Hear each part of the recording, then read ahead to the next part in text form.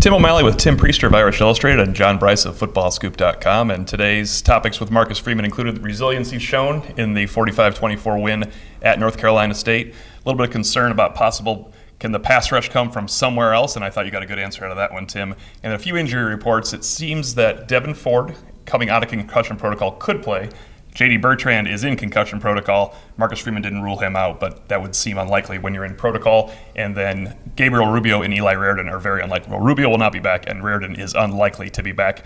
Rubio is a guy, I think, that if you need to find front floor pressure, he might be a guy that can do it when he comes back. Yeah, I want to first talk about the maturity of this team that what they showed in Raleigh. You know, when you consider everything that happened that day with the weather, you're the road team. I mean, it is. I know they were saying this on TV, but I agree with that. That you're the road team. You're the one that is put in an uncomfortable situation, and the home team is in a comfortable situation, or as much as they can be in their home locker room. And it takes a lot. I mean, Marcus Freeman is still learning how to do all this, but I thought he did an excellent job of having his team prepared.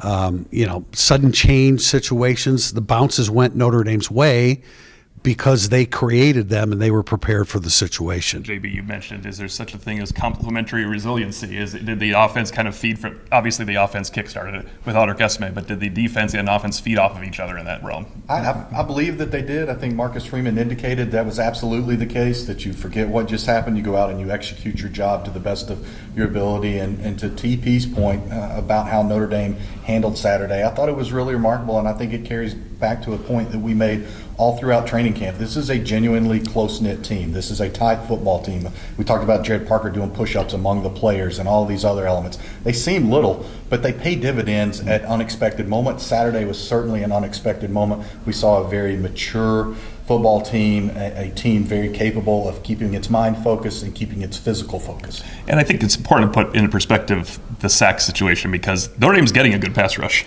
They're not necessarily getting a good pass rush from the front four. It is odd they only have 2 sacks. Now, it's 2 games to have 2 sacks because Navy, they did not have a chance to have a sack. But I consistently have them for 10 and 11 pressures when they're going against these teams. He mentioned there's a lot of hitting the quarterback on Saturday. I think they're getting there. You asked the question, can you get there without so much blitzing? Yeah, I wrote about this extensively today in the tail of the tape. You can't just look at the sack total and have that as the determining factor whether you're getting a good pass rush. They've had an excellent pass rush the last 2 weeks. Now, they've had to do it by bringing pressure from the second level. And my question was, can you live, as you said, Tim, can you live doing it that way? And he said, we have to, which I think is really telling. And this is not a surprise. We knew going in, we talked about this during the preseason, we knew going into the season that getting a pass rush from your 4 down linemen, without the help of a blitz was going to be difficult. It's one of the greatest concerns that this coaching staff has had. We see Maris Leofau now, who played a brilliant game on Saturday. I mean, he can come from the second level. J.D. Bertrand has proven that. You can do some things, as Marcus Freeman said, with your coverages off of that. But that's the way they're going to have to do it. I thought Jordan Botelho did a great job of staying in his passing lanes, but that was another factor. They couldn't let Brennan Armstrong out of the lanes that they had planned for him, and it worked beautifully. You just didn't get a whole lot of sacks out of it. And sometimes there's convenient answers where a coach says, well, it was pointed out to him you have the 4th best pass efficiency defense. That's what matters. You're causing 3 turnovers. That's what matters. I don't think those were convenient answers. I think it's true. If you're going to wreak havoc with pressure when you need to, it's not as important to get home for a sack. Obviously, a 3 or 4 sack game like NC State put out there is helpful as well, because they forced a fumble and they made Notre Dame punt a couple times because of it. Yeah, but Notre Dame forced the 3 interceptions. That ties into the pass rush. That ties into the fact that also another element we've harped on throughout this camp and in the first quarter of this season, the depth of the team. It shows up. Marcus Freeman talked today about being able to play more coverages because of the depth back there. That, again, ties into the second and first level pass rush that they're getting. And so it is the old coaching cliche, I can't believe I'm saying it, but it's complementary football at all 3 levels of the defense. And he mentioned, we talked a little bit about the offense. I asked about Jadarian Price giving them a spark. Obviously, they're going to rely on Audric Esme and how they can manage that. But the 6-3 and outs was something I was curious about, because 6-3 and outs around 6 touchdowns is strange.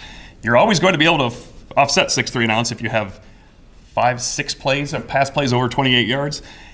I'm just wondering if they can start getting a little bit more of a rhythm on offense, and I think that's going to come down to the offensive line gelling up front to give Estime a chance, because there was a few times he was hit behind the line. Yeah, it was rough sledding from the very beginning. The right side of the offensive line collapsed, and frankly, I wrote about this again today that. There was the sack of Sam Hartman on the third play. He fumbled. Yeah. He had his arm pinned against the ground, and Devin Van leaped on top of him. That could have been tragic. That would have changed the whole trajectory of the game right from the very outset. But to your question, Tim, Jadarian Price gave him a spark. Now, so did the unbalanced line. They kind of started to mix that in a little bit in the first half, but Price is a really good football player, gave him a spark.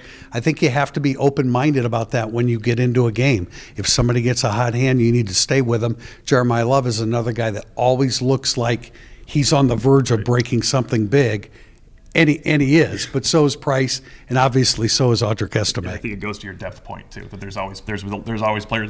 there's still players developing in this offense, and we saw it from Holden Stays and the other guys. 8 guys catch a pass again. Yeah, great point, Tim. And I would again argue also it's how much different the offensive identity is right now, even through a quarter of the season, than at any point a year ago. A year ago, if you would have had a series like that to open the game, you're thinking this is going to be a disastrous performance. Or if you have some of those run stuffs that happened over the course of the game, you think there's nothing Notre Dame can do to overcome that. Instead, it's not just that they've had 8 different guys catch at least one pass in each of the first 3 games. I tabulated it this morning. It's 11 different guys who have scored a touchdown this year. 3 different guys on the ground, 8 different receivers to score a touchdown. Jadarian Price, I think, the only with a rushing and receiving touchdown. But again, those are weapons. Those give you options. If somebody does scheme you up, especially effectively early, and they're taking away that run, Sam Hartman and those weapons that are continuing to merge around him give you so much more viability to move forward. 11 guys scoring a touchdown is a lot different than 8 or 9 guys catching a pass, because we all know those are not created equal. But